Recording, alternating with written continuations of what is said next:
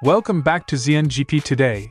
Ducati team manager Davide Tardozzi reflected on a pivotal Motegi weekend that delivered both the 2025 Riders' Crown for Marc Márquez and a timely revival for Francesco Bagnaia. Tardozzi praised the engineers for finding solutions that helped Bagnaia while signaling that, with the title secured, Marquez will increasingly focus on development work that points toward 2026. World champion Marc Márquez endured a difficult day at Mandalika, crashing twice in Friday practice and missing Q2 for the first time this season. Candid after a frustrating afternoon, Marquez warned he does not expect to fight for victory or the podium this weekend, framing the session as one to survive rather than to attack. VR46's test involvement at Misano has taken on new significance after reports that Pecco Bagnaia returned to a GP24 style setup during the private test day. The move, reported by VR46 insider Chio and not formally denied by Bagnaia or Ducati, is being linked to the Italian's sudden resurgence at Motegi, where he dominated the weekend. Pecco Bagnaia kept his answers short and guarded in Friday practice at the Indonesian Grand Prix as questions mounted about whether he has been testing Franco Morbidelli's GP24-derived setup. After a double win at Motegi, Bagnaia's return to the sharp end didn't carry over to Mandalika. He ended the day P17 and faces Q1. With Ducati keeping technical lines tight, Bagnaia chose to deflect and focus on riding. Don't forget to click subscribe button and the bell icon for MotoGP news update.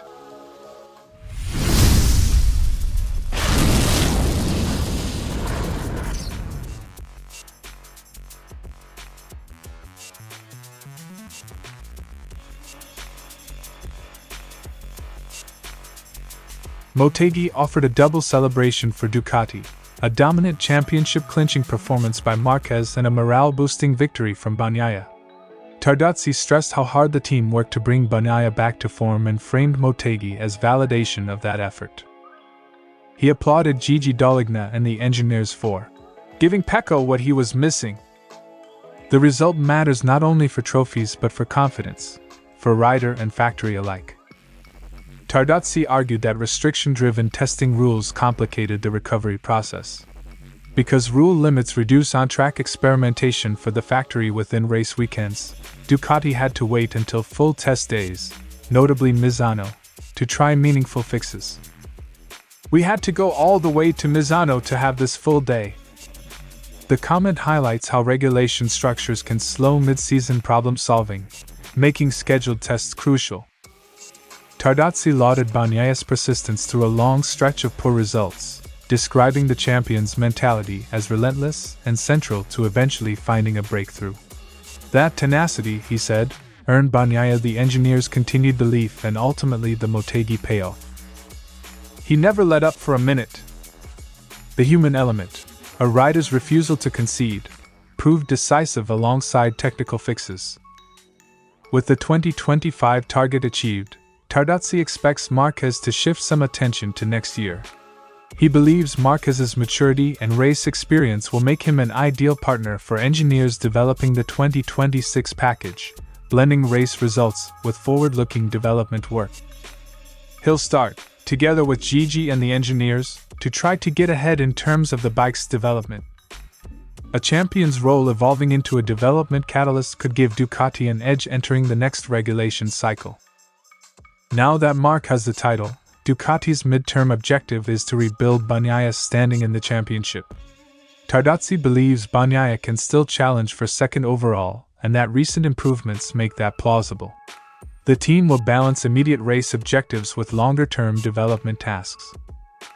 The aim is to push Bagnaia up the standings while also keeping Marquez engaged in development. Managing both ambitions, a championship-winning machine and two competitive factory riders, is Ducati's current balancing act. Tardozzi's take is equal parts celebration and strategy. Motegi closed a dominant chapter for Marquez while also offering a tangible recovery for Bagnaia. With the title secured, Ducati can afford to pivot some resources toward 2026 development, and Tardozzi expects Marquez to be a key driver of that next phase. The challenge now is to sustain Bagnaia's momentum and to convert the present strength into an even sharper package for the future. Marquez began FP1 reasonably, ending the morning in 5th, but FP2 brought 2 unsettling crashes and a big loss of confidence. The Spaniard described both incidents as very strange, with problems originating at the rear of the bike.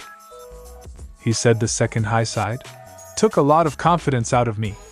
So he switched to new tires and prioritized finishing the session rather than risking another crash.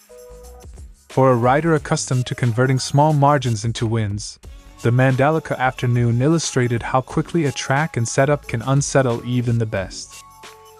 Marquez blamed a combination of Mandalika's peculiar grip profile and the rear tire casing used this weekend for contributing to the instability. He stressed the casing choice was about safety and durability, not a bespoke performance advantage. The track slips a bit, and they brought a different rear casing that isn't perfect for my taste here, but it's the safest option. Small spec changes such as casing selection can disproportionately affect riders who extract performance from very specific front/rear balances. The double crash forced a mindset shift, from pushing for lap time to damage limitation. Marquez explained that after the second hit he deliberately avoided a full attack time attack to protect himself and the bike. My goal now is to finish the year. With the championship already secured, the 4-time Ducati winner appears more willing to trade a shot at pace for preserving form and focus. In an unusually frank forecast, Marquez told media he did not expect to win or likely even to be on the podium at Mandalika. He insisted this was a gut feeling based on the day's work rather than a technical proclamation. I won't win here, either tomorrow nor Sunday. And I'm unlikely to be on the podium. Such candor from a frontrunner reframes the weekend. For Marquez, the priority is completing the season safely and regrouping for upcoming rounds. Despite the setback, Marquez underlined the temporary nature of the problem and his plan to manage the remainder of the weekend. He highlighted the importance of adapting riding style and preserving confidence after heavy lows. He plans to approach Saturday and Sunday with the aim of getting through the race and rebuilding rhythm ahead of subsequent rounds. When a champion speaks of survival over victory, it's a reminder that form fluctuates, even for the best, and measured recovery can be the smartest tactic. Friday at Mandalika was a reality check for Marc Márquez. 2 crashes, a lost Q2 and a blunt forecast that victory is unlikely. With the title already wrapped up, the focus shifts from ambition to prudence, finishing the season cleanly and restoring confidence. On a tricky surface and with a conservative tire casing in play, Marquez's priority is finishing the job and arriving at the next races ready to fight again. After weeks of struggling to find front-end feel on the GP25, Bagnaia appears to have tried a different route at Misano, revert to tried and trusted elements from the 2024 package. Ducati asked us for something. We're a family. We tried to help him a little on Monday at Misano. A one-day experiment doesn't make a season, but when a rider regains confidence quickly the change is immediately notable, both on telemetry and in mood. The revelation came from Uchiho rather than an official factory statement. Bagnaia himself did not deny the reports outright when asked after the tests, describing his improved feeling as due to some components we used in the past. In paddock parlance, a non-denial can speak volumes. Ducati and Bagnaia have opted for discretion. VR46's off-the-record openness filled the gap. Regulations restrict what a rider may use. Bagnaia cannot run an older engine spec outright, so the likely scenario is a GP24 chassis/geometry married to a GP25 legal engine or selected past components adapted to the current package. That hybrid approach can deliver the familiar handling a rider needs while staying within homologation rules. It's a pragmatic way to chase feel without breaching regs. The difference between full model swaps and component level reintroductions is subtle for fans but huge for riders. Small geometry or swing arm tweaks can restore confidence. The headline effect at Motegi. Bagnaia back on the top step. Looks less like a miracle and more like a confidence restoration. Components that suit a rider's style reduce nervousness at turn-in and allow more consistent lap times. He said the tested parts brought back a feeling he trusted, which translated into pace and race management. MotoGP is often as much about the rider's belief as the absolute performance numbers. If a part makes the bike feel predictable, it can erase tense loss to hesitation. The episode highlights the paddock's informal knowledge network. Factory teams, satellite squads, and academy outfits often trade parts, data, or setups behind closed doors.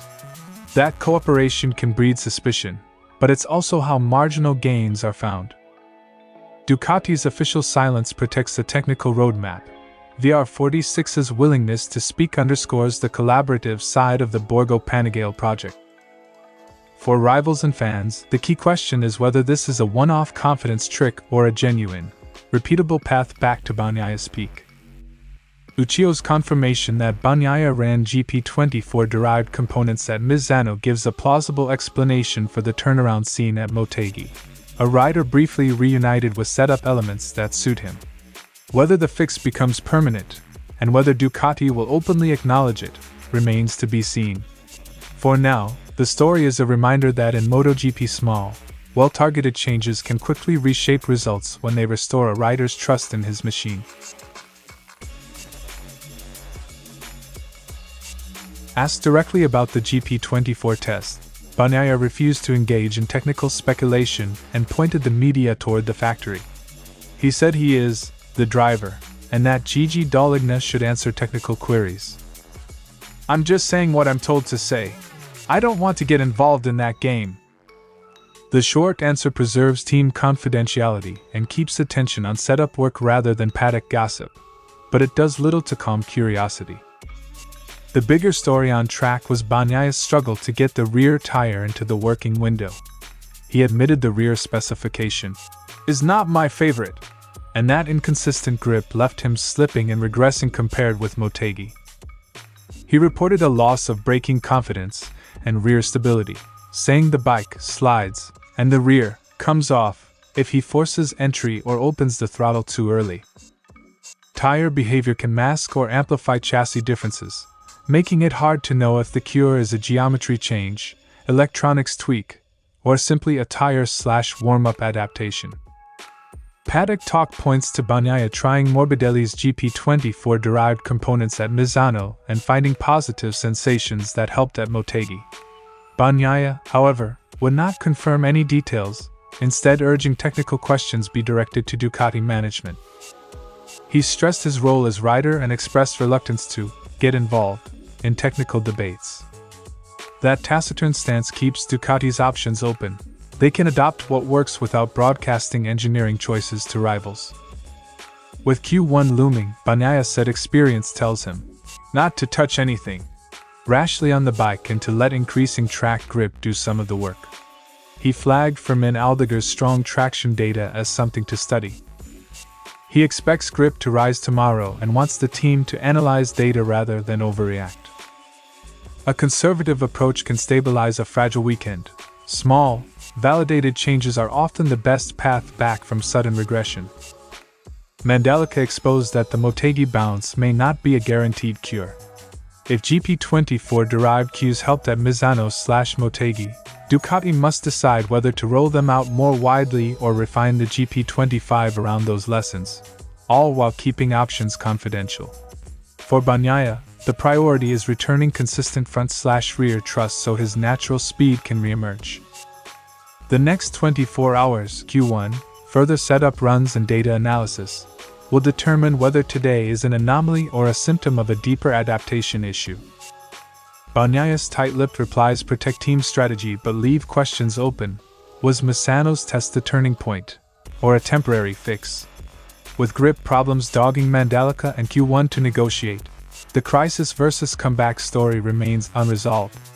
For now, Bagnaia keeps his focus on the only thing he can control, getting the bike to behave when it counts. Thanks for watching ZNGP Today, and this is your MotoGP news update. And see you next time!